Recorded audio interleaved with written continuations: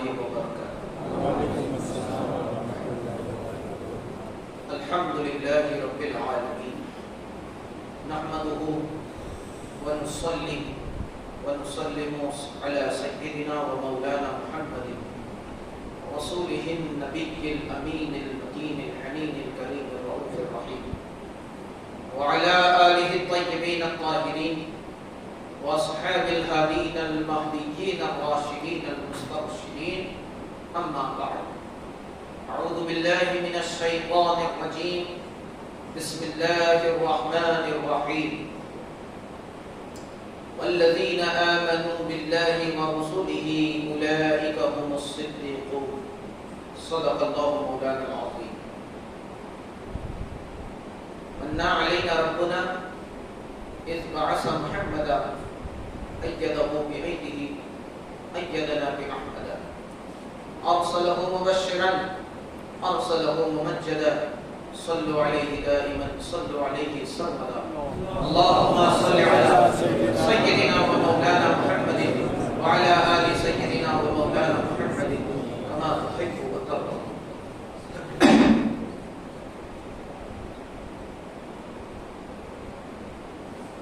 آئیے حصول برکت کے لیے نعت رسول مقبول صلی اللہ علیہ وسلم کے دو تین اشعار پیش کرنے کی سعادت حاصل کروں. قبل اس کے سب مل کر پوری عقیدت و محبت کے ساتھ بارگاہ رسالت والے رسالت میں ہدیہ سلام پیش کر لیں. اللہم صلی علی سیدنا و مولانا محمد وعلی آل سیدنا و مولانا محمد کما تحب وترضى.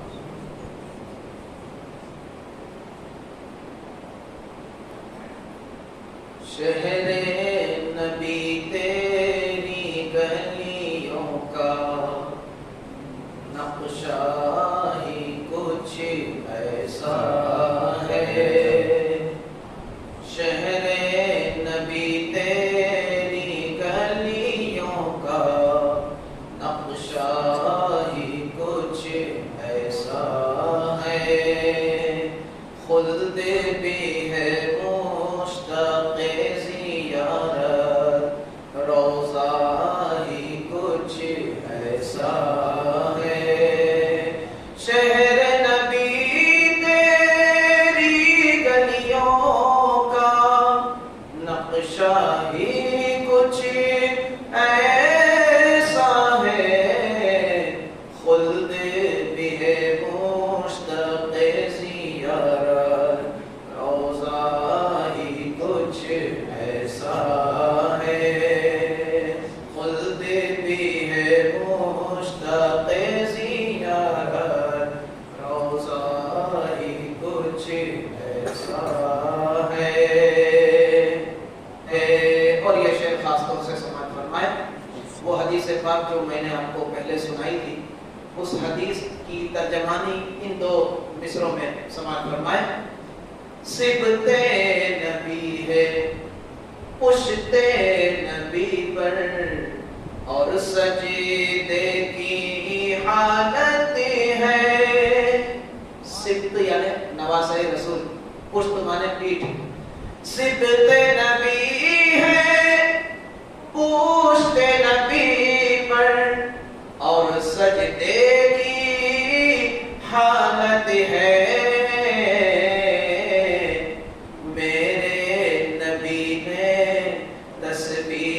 بڑھا دی آقا نے تسبیح بڑھا دی. بیٹا ہی کچھ ایسا ہے. آقا نے تسبیح بڑھا دی. بیٹا ہی کچھ ایسا ہے. شہر نبی تیری گلیوں کا نقشہ ہی کچھ ایسا ہے. خلد بھی ہے مشتاق زیارت، روضہ ہی کچھ ایسا ہے. درود پاک پڑھیے. اللہم صلی علی سیدنا و مولانا محمد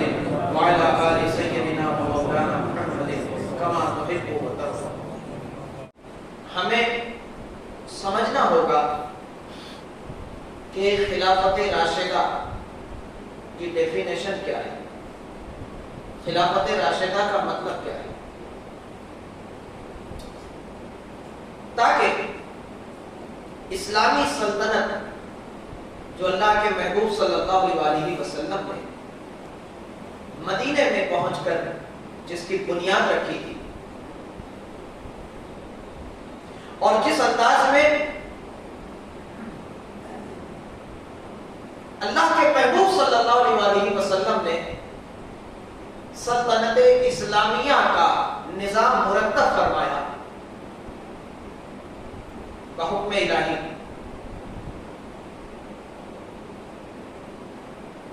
उसी अंदाज पर, उसी तर्ज़े नबूवत पर सिद्दीक़ अकबर रज़ियल्लाहु तआला अन्हु ने उसे फरोग दिया।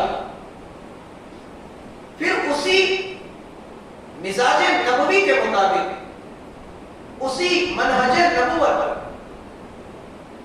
उन्हीं उसूलों पर सैयदना फारूक आज़म रज़ियल्लाहु तआला अन्हु ने सल्तनत इस्लामिया को फरोग दिया और यह सिलसिला आगे बढ़ा। तो खलीफा सौम हजरत सैयदना उस्मान गनी उस्मान ज़ुन्नूरैन रज़ियल्लाहु तआला अन्हु को अल्लाह तबारक व तआला ने मुंतखब फरमाया और फिर आपने भी उसी मनहज नबूवत पर चलते हुए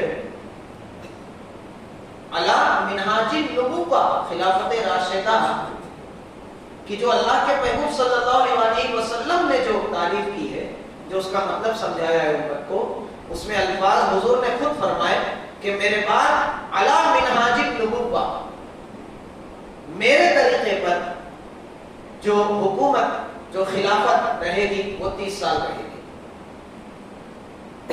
यानी ये 4 खुलफाए राशिदीन ने जिस अंदाज में, जिस तरीके पर खिलाफत के उमूर अंजाम दिए, सल्तनत इस्लामिया, हुकूमत इस्लामिया को फरोग दिया और खिदमत अंजाम दी, बेआईनी अल्लाह के महबूब सल्लल्लाहु अलैहि वसल्लम के मिजाज और आपके फैसले के मुताबिक, ये है खिलाफत राशिदा। किसी के साथ हक तलफी नहीं, किसी के साथ नाइंसाफी नहीं। और इसके 2 पहलू हैं, एक है जिसका ताल्लुक मजहब से और दूसरा पहलू जिसका ताल्लुक दुनिया से।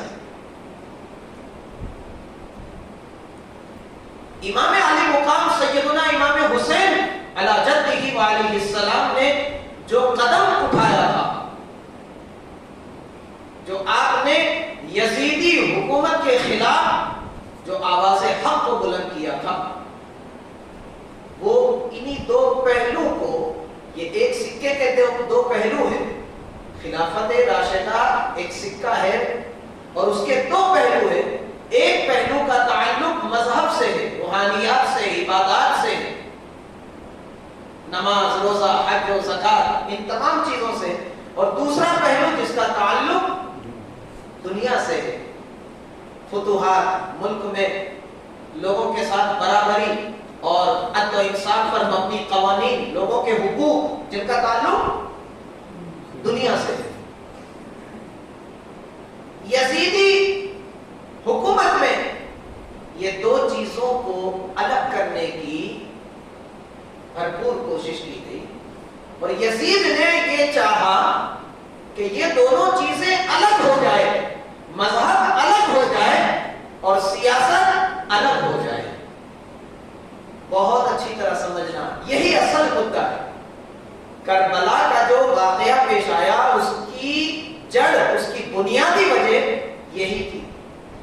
यजीद ने करबला, ये चीज मैं इंशाअल्लाह आगे अर्ज करूंगा, मगर सिर्फ इशारा कर दूं मैं आपको, खिलाफत का जो निजाम है, जो कुरान और सुन्नत के मुताबिक, मैं सिर्फ उस चीज को समझाना चाहता हूं ताकि जब वो चीज आपके जहन में रहे तो गुफ्तगू का सिलसिला जब आगे बढ़े तो आपको ज्यादा गौर करने की जरूरत न पड़े, हर चीज खुद ब खुद समझ में आती जाए। تو یزید نے اسی مقصد کے ساتھ حکومت کا آغاز کیا کہ مذہب کو الگ کر دیا جائے، سیاست کو الگ کر دیا جائے۔ اس نے کبھی نماز کو بند کرنے کا قانون نہیں بنایا کہ آج سے کوئی نماز نہیں پڑھے گا۔ روزہ بھی اس کی حکومت میں جاری رہا۔ حج اور عمرہ کے مسائل میں بھی اس نے کوئی تبدیلی نہیں کی، یعنی مذہب میں اس نے کوئی دخل اندازی نہیں کی، اور اس نے کبھی یہ بھی نہیں کہا کہ نہ اس نے قرآن حکیم کے آیات اور اس کی تعلیمات میں کوئی تبدیلی کرنے کی کوشش کی۔ بس اس کا جو مقصد تھا، جو کہ سب سے بڑا اہم بنیادی مقصد تھا، کہ مذہب الگ ہو جائے، سیاست الگ ہو جائے، تمام اسباب عالم پر اختیار میرا ہو، اقتدار میرا ہو، پاور میرے پاس ہو، اور جو روحانی معاملات ہے، نماز، روزہ، حج، زکات، یہ سب حسین آپ سنبھالو، لوگوں کو درس دو، قرآن سکھاؤ، تعلیم دو، اس سے ہمیں کوئی حرج نہیں۔ حج و عمرہ کی امامت کرو، وہاں جا کر امیر حج بنیے، کچھ بھی کیجیے، قرآن کی تعلیم دے، حدیث کی تعلیم دے، لوگوں کا تزکیہ کریں، خانقاہیں آباد کریں، ذکر اللہ کی محفلیں سجائے۔ میدان میں آپ کو آنے کی کوئی ضرورت نہیں ہے، ہم جس طرح چاہیں حکومت کا نظام چلائیں۔ امام علی مقام علی جدہ علیہ السلام نے جب دیکھا کہ یزید کا یہ ناپاک منصوبہ، یہ تو پورا کے پورا نانا کے قربانیوں، صدیق کی صداقت، عمر کی عدالت، عثمان کی سخاوت، علی کی شجاعت، حسن کا حسن و جمال خاک میں ملانے پر تلا ہے، اور تمام اصحاب رسول نے بڑی جدوجہد، بڑی قربانیوں اور بڑی جانفشانی کے بعد، جنگوں میں بڑی زحمت اٹھانے کے بعد جس سلطنت کی بنیاد رکھی تھی، زمین پر اللہ کی حکومت، چاہے اس کا تعلق دنیا سے ہو، چاہے مذہب سے ہو، ہر چیز قرآن اور سنت کے مطابق ہو، یہ خلافت راشدہ کا نظام، یہ اللہ تعالیٰ کے حکم کے مطابق یہ حکومت کا نظام، ان دو چیزوں کو جب اس نے الگ کرنا چاہا تو پھر بچا ہی کیا؟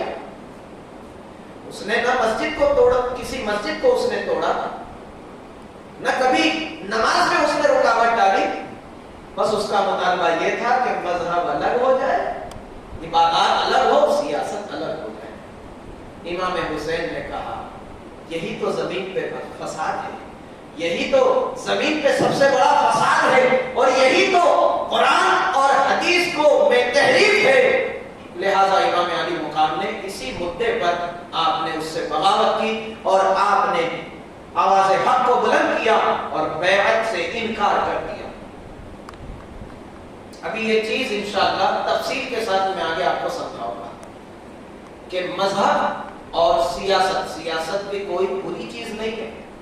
سیاست کا اصلی معنی، حقیقی معنی ہے انسانی حقوق کا تحفظ، انسانی حقوق کا اقدار، اس کے تمام حقوق کا تحفظ، کہ ہر باشندے کو اس کا حق ملنا چاہیے۔ حکومت کے ذمہ داری میں جو سہولتیں عوام کے لیے ہیں وہ سہولت ملنی چاہیے، عوام تک ان کا حق پہنچنا چاہیے، یہی ہے سیاست کی حقیقت۔ تو دوستو عزیزو،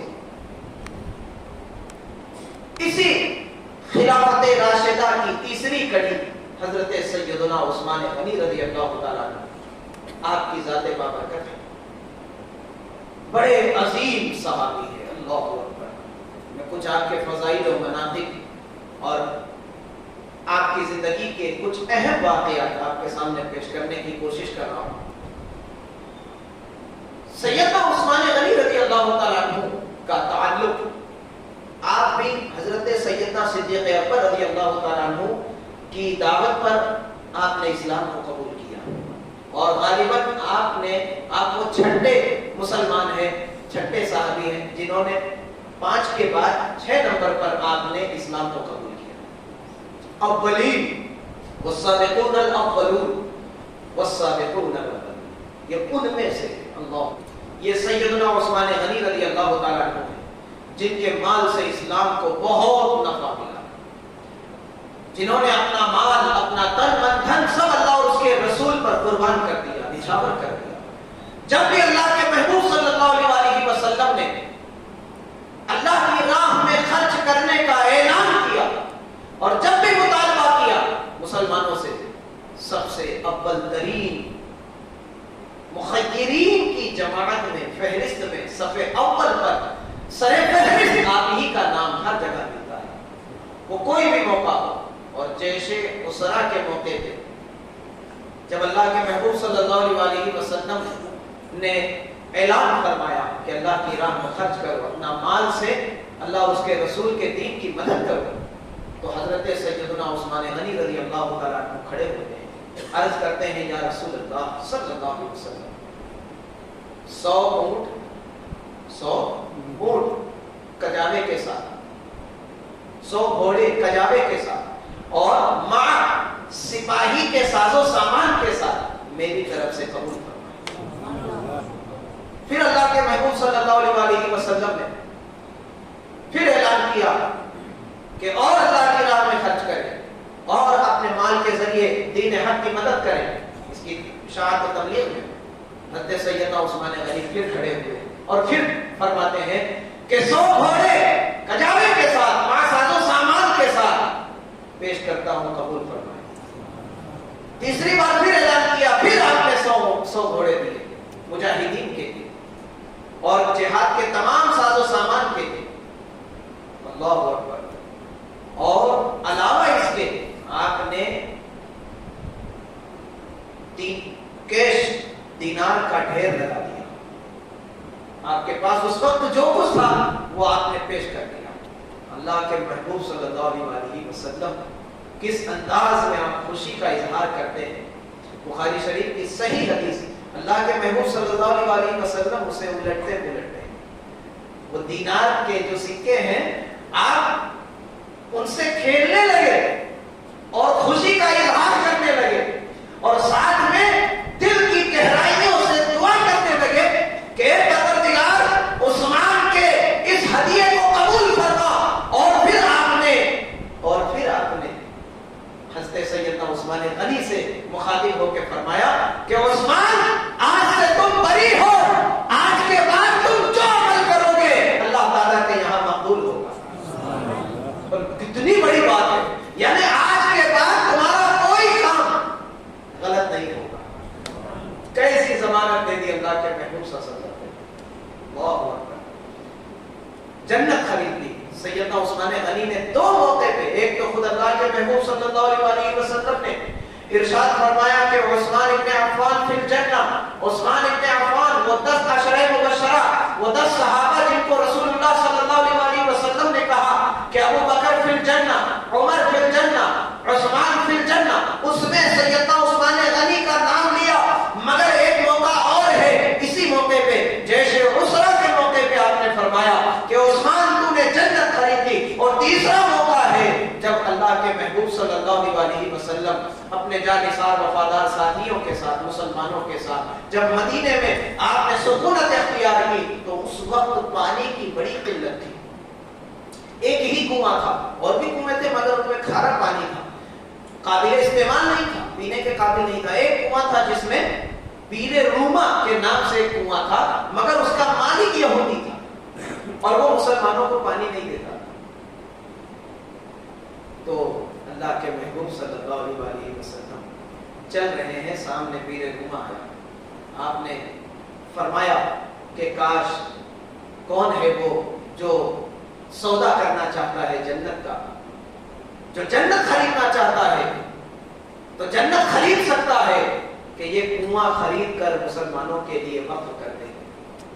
अल्लाह के महबूब सल्लल्लाहु अलैहि वसल्लम ने बरसरे आम ये ऐलान फरमाया कि जो जन्नत खरीदना चाहता है उसकी कीमत ये कुआं है, बीरे रूमा है, वो खरीद करके मुसलमानों के लिए वक्फ कर दे, मैं उसके लिए जन्नत की जमानत देता हूं।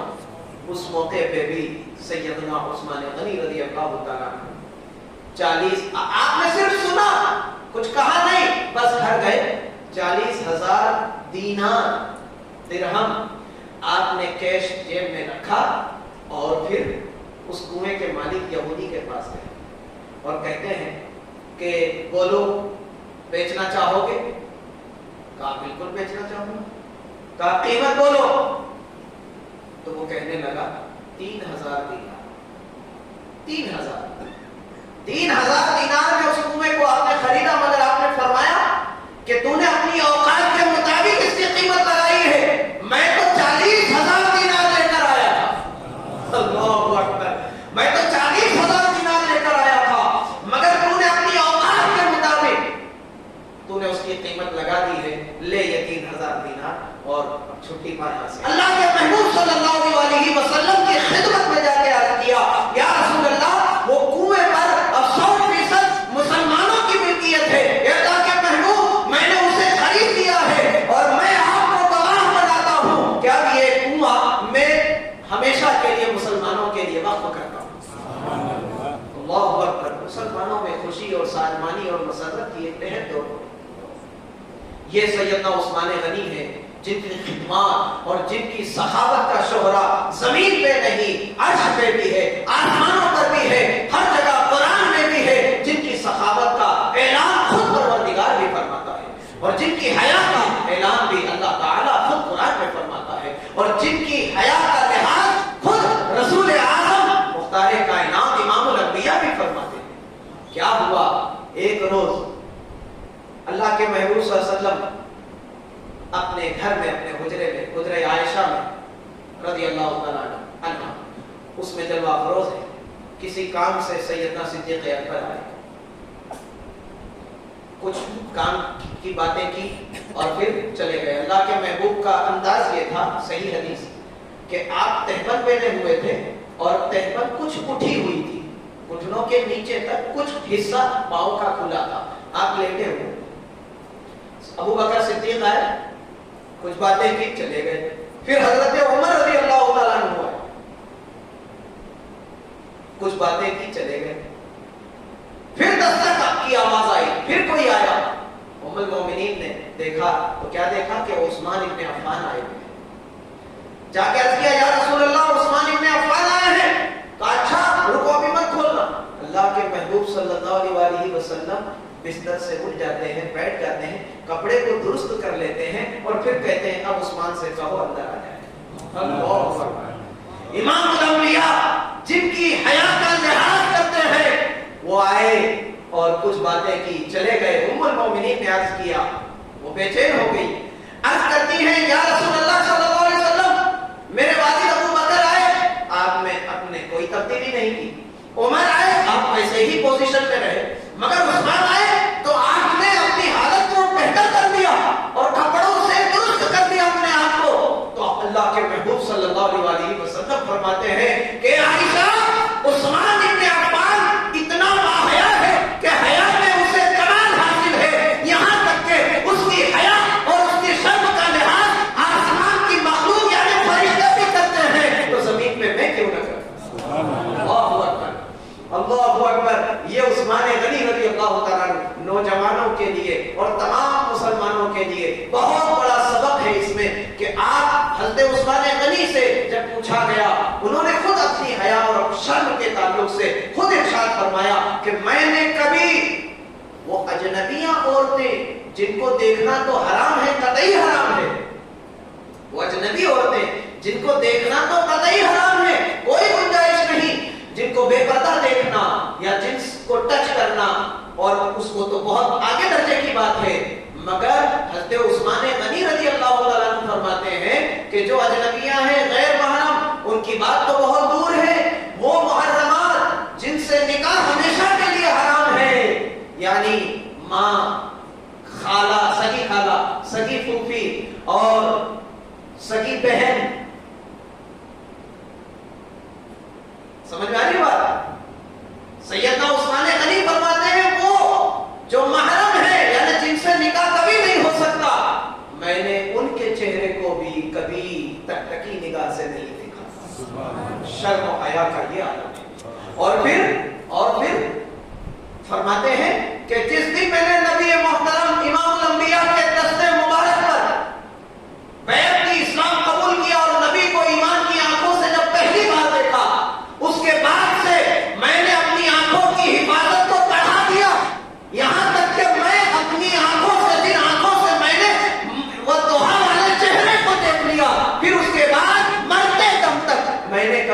आंखों से अपनी शर्मगाह को नहीं देखा कि ये आंखें जमाल मुस्तफा पर जमती है, अपनी शर्मगाह तक को नहीं देखा। मुसलमानों के लिए कितना दर्स इबरत है, कितना बड़ा सबक है कि उस्मान गनी रज़ी अल्लाह तआला अन्हु के किरदार और आपकी हया और पाक दामनी को इख्तियार करें और उस्मान गनी के इस रास्ते पर चले। यकीनन जवानी में बचना बड़ा मुश्किल है, जवानी में इन चीजों से अपने आप को बचा ले जाना बड़ा मुश्किल है। मगर दोस्तों, शेख सादी क्या खूब कहते हैं, दर जवानी तौबा करदन शेवे पैगंबरी। अगर जवानी में इन चीजों से जिसने अपने आप को महफूज कर लिया, उसने पैगंबरी सिफात को अपना लिया।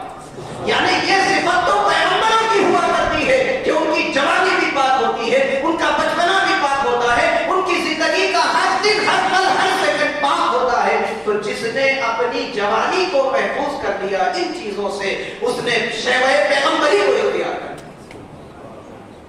जवानी की इबादत अल्लाह को बहुत पसंद है। एक जवान जब तौबा करता है दोस्तों, तो अर्श आज़म भी झूमने लग जाता है।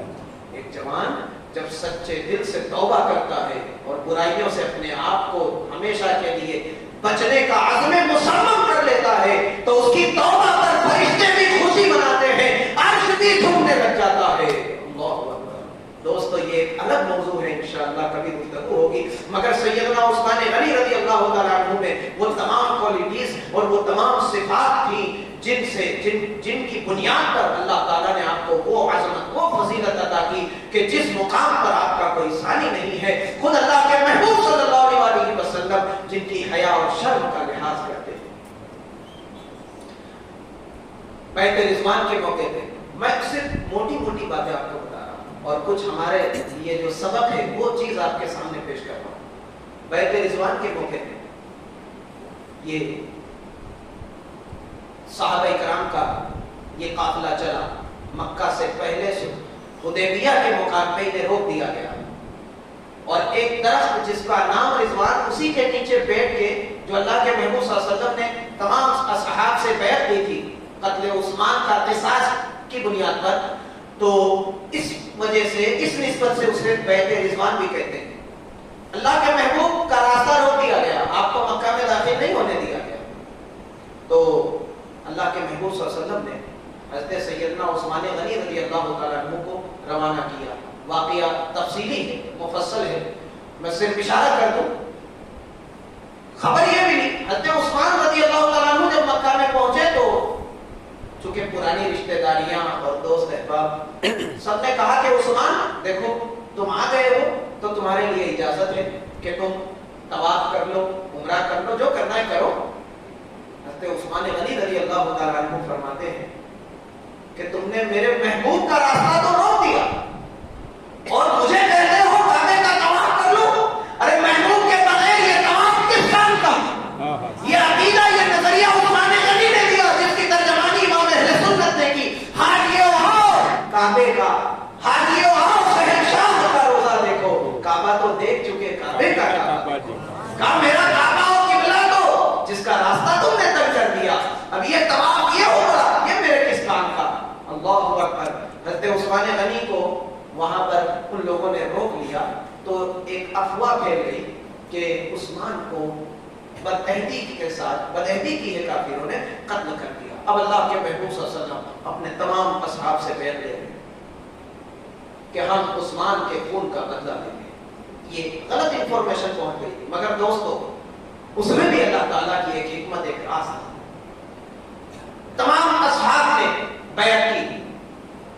अल्लाह के महबूब सल्लल्लाहु अलैहि वसल्लम ने अपना दायां हाथ को फिजा में बुलंद करके असहाब से फरमाया, ये लोगों सुन लो और गवाह हो जाओ कि उस्मान भी इस बैत में, मैं उस्मान को भी शामिल करता हूं और मेरा ये हाथ उस्मान का हाथ है। क्या मुकाम दे दिया रसूल कायनात इमामुल अंबिया का हाथ उस्मान गनी का हाथ करार पाया। अब दोस्तों अजीजों,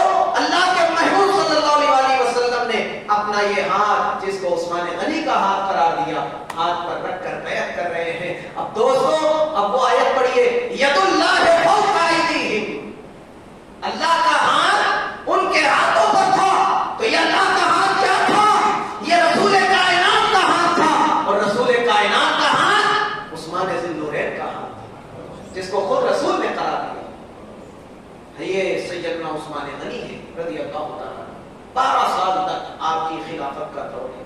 10 سال تک اسی طریقے پر یہ خلافت کا سلسلہ جاری رہا. خلافت کی برکتیں 10 سال تک پھیلتی رہی, فتوحات کا وہ سلسلہ جاری رہا.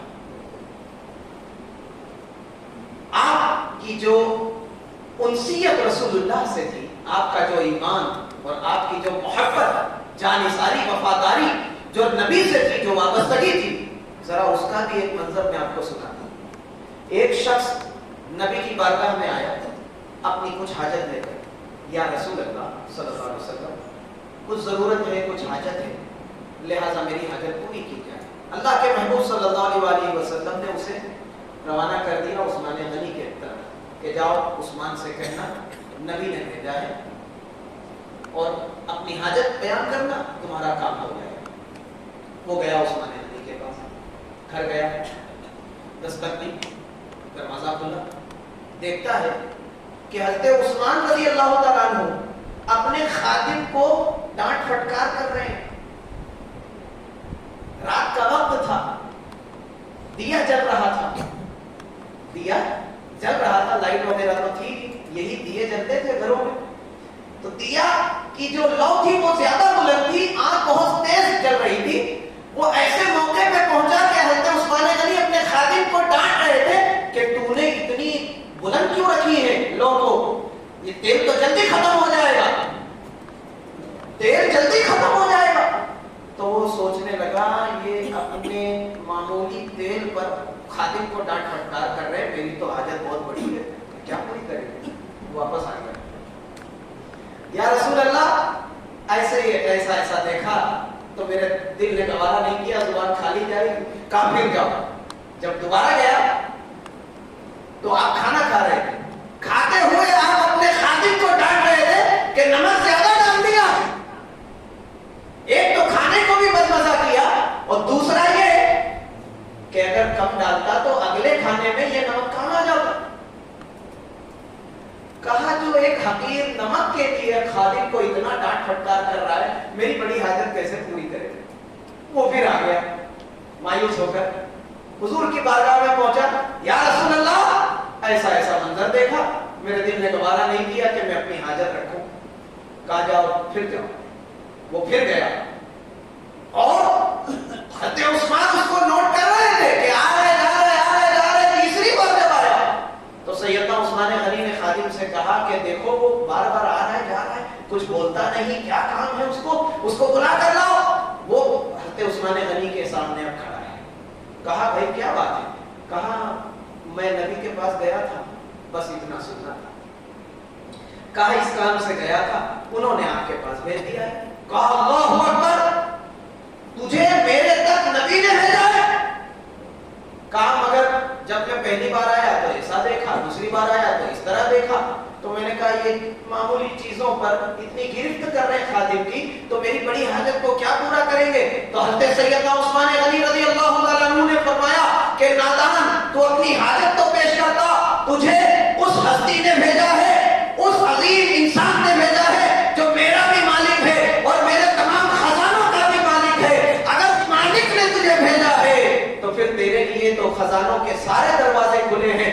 میں جو گرفت کر رہا تھا وہ اپنی ذات کے لیے کر رہا تھا کہ میں خود پر زیادہ استعمال نہ کر کے نبی کے حکم کے مطابق اپنے خزانے, اپنی دولت کو استعمال کروں. اب تجھے چونکہ مالک نے بھیجا ہے تو یہ سارا خزانہ ہے, خزانوں کے پاس لے گئے. کہاں جتنی تیری حاجت ہے اس سے بھی زیادہ جو تیرے میں جی میں آئے, جتنا جی میں آئے وہ سب موجود ہے, اٹھا اور چلا جا. النبی جو اولا بالمؤمنین من انفسہم وازواجہم امہاتہم, کہ نبی ایمان والوں کے بہت قریب ہے. اور دوسرا معنی ایمان والوں پر نبی کا سب سے بڑھ کر حق ہے, یعنی ہم پر ہماری جان کا جو حق ہے, خود ہمارا حق جو ہم پر ہے اس سے بھی اول نبی کا حق ہے. یہ اللہ تعالیٰ نے یہ حق عطا کیا ہے اپنے محبوب کو صلی اللہ علیہ وسلم. اور حضرت عثمان غنی رضی اللہ تعالیٰ عنہ کا یہ عقیدہ ہے. میرے دوستو عزیزو, یہ سیدنا عثمان غنی ہے رضی اللہ تعالیٰ عنہ. آپ کا تعلق بنو امیہ سے ہے. اب سننا دوستو, 10 سال گزر گئے, آپ نے اسلام کو بہت فروغ دیا, خلافت کا نظام میں چار چاند لگایا, جس نے حج پر سیدنا فاروق اعظم رضی اللہ تعالیٰ عنہ نے خلافت کا نظام بحال کیا، اسی اصولوں پر سیدنا عثمان غنی رضی اللہ تعالیٰ عنہ نے انہی اصولوں پر خلافتی امور کو بحال رکھا اور اسلام یوں ہی ترقی پاتا رہا۔ 10 سال یہ سنہری دور کے گزرتے ہیں، مگر اسی درمیان ایک بدبخت، ایک ملعون جس کی نگاہ اسلام کے اس ہرے بھرے ماحول پر پڑ چکی تھی، اور حضرت عمر رضی اللہ تعالیٰ عنہ کی وفات کے بعد یہودیوں نے اپنی کوششوں کو تیز کر دیا تھا کہ اب کس طرح مسلمانوں کو ہم رسوا کر سکتے ہیں، مسلمانوں کے مشن میں انہیں ناکام کر سکتے ہیں، اور وہ کس طرح کر سکتے ہیں نہ ان سے۔ تو تمام یہودیوں میں یہ چرچا ہونے لگی۔ توجہ دینا دوستو، اب یہاں سے دیکھیے وہ جو کربلا والا جو معاملہ ہے، اب یہاں سے صورتحال یہاں سے آغاز ہوتا ہے۔ یہ سیدھا جا کر یہ فتنہ جو اٹھا ہے، یہ جا کر کے سیدنا امام حسین رضی اللہ تعالیٰ عنہ کی شہادت پر اس فتنے کا خاتمہ ہوتا ہے۔ یہودیوں نے بڑے پیمانے پہ میٹنگ کی کہ مسلمانوں کا کیا کیا جائے۔ یہ طے قرار پایا آپس میں جب انہوں نے مشورے کیے، یہ طے ہوا کہ ایسا ہے کہ ہم مسلمانوں سے آمنے سامنے تو جنگ نہیں کر سکتے، چونکہ مدینے میں بنو نذیر اور بنو قریظہ کا جو حال، جو یہودیوں کے 2 بڑے قبیلے تھے، ان کا حال سامنے تھا، اور پھر خیبر کا معاملہ بھی سامنے تھا، تو ان کی کمر ٹوٹ چکی تھی، وہ مایوس ہو چکے تھے کہ مسلمانوں سے ہم جنگ میں تو نہیں جیت سکتے، کوئی اور طریقہ نکالو جس سے مسلمانوں کی کمر ٹوٹ جائے، یعنی یہ رہے مگر ان کے دین میں اور ان کے نظام میں روح باقی نہ رہے، روحانیت ختم ہو جائے، اور اگر یہ چیز ختم ہو گئی تو پھر مسلمانوں کا زوال شروع ہو جائے گا، اور یقیناً دوستو یہودی اپنے مشن میں کامیاب ہو گئے، یہودی اپنے مشن میں کامیاب ہو گئے۔ انہوں نے مسلمانوں سے تمام روحانی معاملات کو ایسے نکال دیا جیسے دودھ سے مکھی نکالی جاتی ہے۔ اپنی سازشوں میں اتنے ایکٹیو ہیں وہ، اتنی ان کی اتنے ذہین فتیم اور ایسی چال بازیاں، اللہ اکبر، کہ ہم مسلمانوں سے براہ راست جنگ کر کے تو انہیں ناکام نہیں کر سکتے۔ چلو ایسا کرتے ہیں کہ ان کے درمیان جا کر کے، ان کے درمیان جا کر ان کے دین کی تعلیم لے کر، ان کی زبان کو سمجھ کے ان میں فتنہ برپا کریں، فتنے چھوڑیں، انہیں آپسی معاملات میں الجھا دیں، تاکہ یہ یہودی اس بات کو سمجھتا ہے کہ مسلمان کو اقوام عالم مل کر کے ناکام نہیں کر سکتی، مسلمانوں ایک فرد ایک قوم، واحد قوم مسلم، اس کے مقابلے میں اگر پوری دنیا کی قوم بھی آ جائے تو مسلمانوں کو وہ ہرا نہیں سکتی۔ یہ یہودی جانتے تھے مسلمان اگر ہار سکتا ہے تو آپس میں ہی ہار سکتا ہے، مسلمان اگر ناکام ہو سکتا ہے تو آپس کے معاملات میں ہو سکتا ہے، مسلمان کو مسلمان ہی ہرا سکتا ہے۔ یہ چیز انہوں نے بخوبی سمجھا، اور پھر اسلامی لباس پہنا کر مسلمانی لباس سے زیب تن کر کے عبداللہ ابن سبا نامی ایک ملعون کو چھوڑ دیا مسلمانوں کے بیچ میں۔ 7 سال تک اس نے اسلامی تعلیم حاصل کی، 7 سال تک، اور عربی زبان میں فصیح و بلیغ ہو گیا، حدیث کا بھی علم حاصل کیا، فقہ کا بھی علم حاصل کیا، شریعت کے مسائل اور احکام کا بھی علم حاصل کیا، قرآن کو بھی سمجھا، اور قرآن کو بھی اچھی طرح سمجھ کر اب وہ مسلمانوں کے درمیان کبھی کوفہ جاتا، کبھی مصر جاتا، کبھی ادھر کبھی ادھر، ہر جگہ جا جا کر کے مسلمانوں میں فتنہ برپا کرتا رہا۔ یہ اسی دور سے یہ فتنہ اٹھا ہے۔ نبی نور ہے کہ بشر ہے، نبی یہ کر سکتے ہیں کہ نہیں کر سکتے ہیں، نبی زندہ ہے کہ معاذ اللہ مر چکے ہیں، نبی ہمیں دیکھ رہے ہیں قبر سے یا نہیں، نبی سن رہے ہیں یا نہیں، ایسے ایسے چھوٹے چھوٹے حقیر مسائل میں، جبکہ اس سے پہلے ان چیزوں پہ کبھی کوئی لفظ، کبھی گفتگو نہ ہوئی تھی، کبھی یہ چیز صحابہ کے ذہن میں نہیں آئی تھی، ان چیزوں کو اس نے مسلمانوں کے ذہن میں ڈال کر کے آپس میں اتنا متفرق کر دیا، اتنا تفرقہ مچا دیا کہ مسلمان وہاں سے پھر یہ فرقہ واریت کا آغاز ہوتا ہے، اور مسلمان چھوٹی چھوٹی بات پہ فرقوں میں بٹتے گئے۔ آج یہ نوبت آئی، یہ بدبخت، یہ ملعون، اس نے یہی کام کیا، پہنچا مصر جاتا۔ اچھا اس وقت حضرت عثمان رضی اللہ تعالیٰ عنہ تقریباً 7-8 سال ہوئے تھے، اس کی کوشش اس وقت سے شروع ہو گئی۔ سیدنا عثمان غنی رضی اللہ تعالیٰ عنہ کا تعلق بنو کہ بہت اہم قبیلے اور بھی بہت سارے قبائل، مگر سب سے اہم قبیلے دو مانے جاتے ہیں، ایک بنو ہاشم اور ایک بنو امیہ۔ یہ دو قبیلے سب سے اہم ہیں۔ توجہ دینا دوستو اور اچھی طرح ذہن نشی کرنا، تو اب آپ کو انشاءاللہ تعالی کربلا پوری طرح سمجھ میں آ جائے گا۔ یہ دو قبیلے سب سے اہم ہیں، اور ان دو قبیلوں میں ہمیشہ کچھ نہ کچھ عداوت چلتی رہی۔ یہ تو اللہ کے محبوب صلی اللہ علیہ وسلم نے ان دونوں قبیلے کے لوگوں کو اسلام کی کے نور سے ایسا پاک اور صاف کیا کہ یہ قبیلہ پرستی سے ابھر کر، اس سے نکل کر آپس میں ایسے ہو گئے کہ کل تک ایک بنو امیہ کا آدمی بنو ہاشم کے آدمی کی جان کے در پہ تھا، اب اسلام کے بعد، اسلام اور توحید کے بعد، نبی کی صحبت کے بعد اب یہ دونوں ایسے ہو گئے ہیں، قبیلہ پرستی سے باہر نکل کر ایک دوسرے کی جان کے محافظ ہو گئے۔ تو بنو امیہ اور بنو ہاشم میں یہ خلش بہت پہلے سے چلی آ رہی ہے۔ اس بدبخت ملعون نے یہیں سے اپنے فتنے کا آغاز کیا کہ سنو، ہاشمیوں کے پاس جاتا، کہتا مسلمان اور تمام مسلمانوں کے درمیان گھوم گھوم کر وہ یہی بات کہتا کہ دیکھو تمہارا خلیفہ قاسم ہے، تمہارا خلیفہ قاسم ہے، امانت میں خیانت کرتا ہے، لوگوں کو، اپنے رشتہ داروں کو، اپنے خاندان، اپنے قبیلہ والوں کو خوب نوازتا ہے اور انہی کو بڑے بڑے عہدے دیتا ہے، اور وہ بنو ہاشم کے پاس جا کے کہتا کہ خلافت کا، سرداری کا، سلطنت کا حق تو تمہارا ہے، یہ اس نے تم سے یہ حق تمہارا چھین لیا۔ اب چونکہ وہ صحابہ کرام جو اس آگ سے نکل چکے تھے، قبیلہ پرستی جو مٹ چکی تھی، مگر جو نئے نئے اسلام لائے تھے اور جن کو رسول اللہ کی صحبت کم ملی تھی، وہ آگ پھر سے بھڑک گئی، اور پھر ایک عنصر ایسا نکلا مسلمانوں میں سے جو حضرت سیدنا عثمان غنی کی مخالفت کرتے ہوئے میدان میں آ گئے۔ یہاں سے اس فتنے کا، اور اس فتنے کا آغاز ہوا، اور اسی فتنے کی زد میں آ کر سیدنا عثمان غنی رضی اللہ تعالیٰ عنہ کو شہید کیا گیا۔ یہی فتنہ اللہ کے محبوب صلی اللہ علیہ وسلم نے حضرت عثمان غنی سے ایک مقام پہ ارشاد فرمایا تھا کہ عثمان سنو، اللہ تمہیں ایک قمیص پہنائے گا، لوگ آئیں گے اس قمیص کو اتارنے کی کوشش کریں گے، مگر اے عثمان تو اس قمیص کو ہرگز مت اتارنا، اپنی جان بھلے دے دینا مگر اس قمیص کو مت اتارنا۔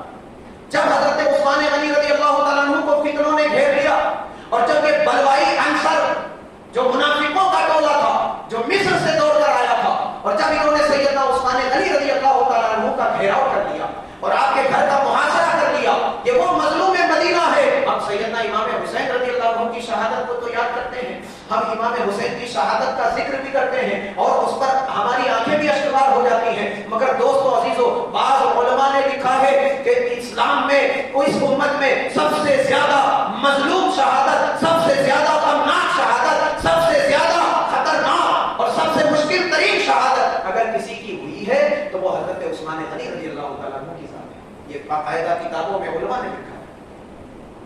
سیدنا عثمان غنی پر 40 دن تک پہرا رہا، پانی بند کر دیا گیا، دانا بند کر دیا گیا، ساری چیزیں پوری طرح بائیکاٹ، گھیراؤ کر لیا، نہ کوئی اندر سے آ سکتا ہے نہ باہر سے اندر جا سکتا ہے۔ مولا کائنات علی مرتضی شیر خدا رضی اللہ تعالیٰ عنہ نے اپنے دونوں شہزادوں کو، حسن اور حسین کو علیہم السلام، حضرت عثمان غنی رضی اللہ تعالیٰ عنہ کے گھر کے دروازے پر پہرے کے لیے لگا دیا کہ اب یہ تمہاری ذمہ داری ہے، اگر ایک خروش بھی آئی عثمان ابن عفان کو ایک خروش بھی آئی تو میں محاسبہ تم دونوں سے کروں گا۔ اپنے دونوں شہزادوں کو سیدنا عثمان رضی اللہ تعالیٰ عنہ کی حفاظت پر ان کے گھر کے دروازے پر تعینات کر دیا، مگر اور کوئی کسی کی جرأت نہ تھی کہ علی شیر خدا کے یہ دو شیر کے ہوتے ہوئے کوئی عثمان غنی کے گھر میں جا کے عثمان کو نقصان پہنچا دے، مگر یہ منافق عنصر پیچھے کی طرف سے دیواروں کو پھیلاتے ہوئے اندر پہنچا ہے، اور 3 لوگ تاریخ میں جن کا نام بھی آتا ہے، وہ 3 لوگ سیدنا عثمان غنی رضی اللہ تعالیٰ عنہ کے گھر میں داخل ہو جاتے ہیں اور پھر آپ کو شہید کرتے ہیں، اور وہ شہادت کا جو منظر ابھی میں عرض کروں گا۔ مگر اس سے قبل بہت سارے صحابہ، حضرت مولا کائنات نے بھی کہا کہ امیر المومنین آپ ہمیں اجازت دیں کہ ہم ان سے جنگ کریں۔ اے امیر المومنین آپ ایک کام کیجئے، آپ کچھ دن کے لیے مکہ چلے جائیں۔ اے امیر المومنین کسی نے یہ رائے دی کہ آپ ایک کام کیجئے، آپ کچھ دن کوفہ چلے جائیے، یا ہمیں جنگ کی اجازت دیں۔ خلیفہ ہے، بیعت کی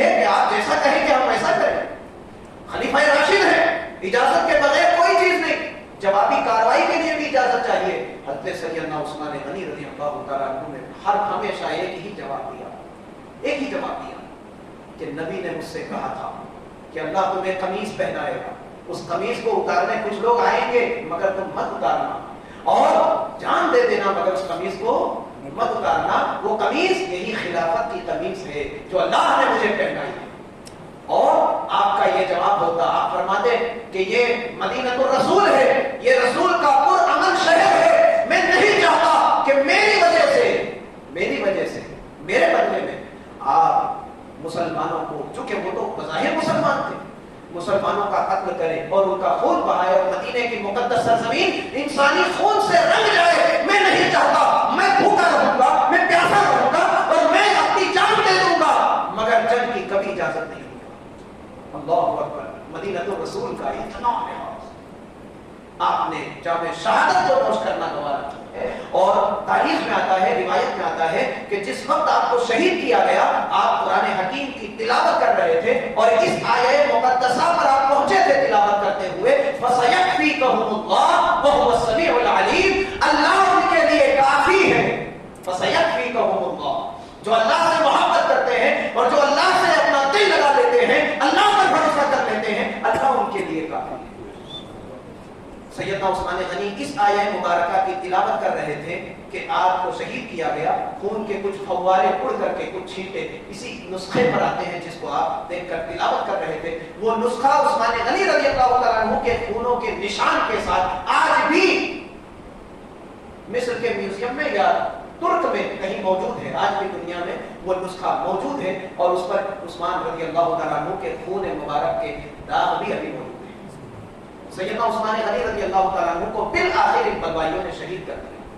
अब्दुल्लाह इब्न सबा ने फितने की जो बुनियाद रखी थी, जो आग जलाई थी, जो चिंगारी रखी थी, अब वो जंगल में फैलने वाली आग की तरह ये फितने की आग फैलती गई। पूरी उम्मत को उसने अपने लपेटे में ले लिया, पूरी हज़रत उस्मान रज़ी अल्लाह तआला अन्हु ने अपने दौर में हज़रत अमीर माविया, मैं कल की गुफ्तगू के लिए कुछ जुमले, कुछ इशारे आपके सामने पेश कर रहा हूँ, तवज्जो रखना और कल उसी पर इंशाअल्लाह गुफ्तगू होगी। हज़रत सैयदना उस्मान गनी रज़ी अल्लाह तआला अन्हु ने हज़रत अमीर माविया रज़ी अल्लाह तआला अन्हु को शाम का गवर्नर बनाकर भेजा था। बल्कि हज़रत उमर रज़ी अल्लाह तआला अन्हु ने जब आपके आखिरी 2 साल, जब आपकी खिलाफत को 8 साल हुए थे, उस वक्त अमीर माविया रज़ी अल्लाह तआला अन्हु को शाम का गवर्नर बनाकर आपने भेजा था। सैयदना उस्मान गनी खलीफा हुए तो आपने उसे बरकरार रखा, वहां से हटाया नहीं। ये मौलाए कायनात का जो खिलाफत का जमाना है तकरीबन 5.5 साल, इतना अलमनाक, इतना गमनाक ये दौर है कि अब वो जो तेजी के साथ इस्लाम तरक्की कर रहा था, तेजी के साथ जो इस फतूहात पर फतूहात हो रही थी, मुल्क पर मुल्क फतेह हो रहे थे, उस पर पूरी तरह ब्रेक लग गई और आपस में खाना जंगी शुरू हो गई, आपस में खाना जंगी शुरू हो गई। मौलाए कायनात रज़ी अल्लाह तआला अन्हु खलीफतुल मुस्लिमीन बनते हैं, सारे मुसलमान आपसे बैत करते हैं सिवाय मुल्क शाम के अमीर माविया और उनके जो शियान थे, उनके चाहने वाले। अब ये सिलसिला जो यहाँ से शुरू हुआ है, इस सिलसिले का खात्मा इमाम आली मुकाम सैयदना इमाम हुसैन रज़ी अल्लाह तआला अन्हु ने इस फितने की जड़ काटी है और उसी को उम्मत आज तक याद करती है, जिसे करबला का वाक़िया कहा जाता है। मेरे दोस्तों, पूरी तवज्जो से और दिलनशीनी के साथ और 3 मजलिसों में इंशाअल्लाह ताला ये तमाम चीज़ें मैं आपके सामने अर्ज करूंगा कि मोहम्मद से वफा तूने तो हम तेरे हैं, ये जहाँ चीज़ है क्या लोग कलम तेरे हैं। मोहम्मद की मोहब्बत दीन हक की शर्त अव्वल है, तो इसमें कुछ खामी सब कुछ नामुकम्मल है। वाखिर दावाना अनिल हम्दुलिल्लाहि रब्बिल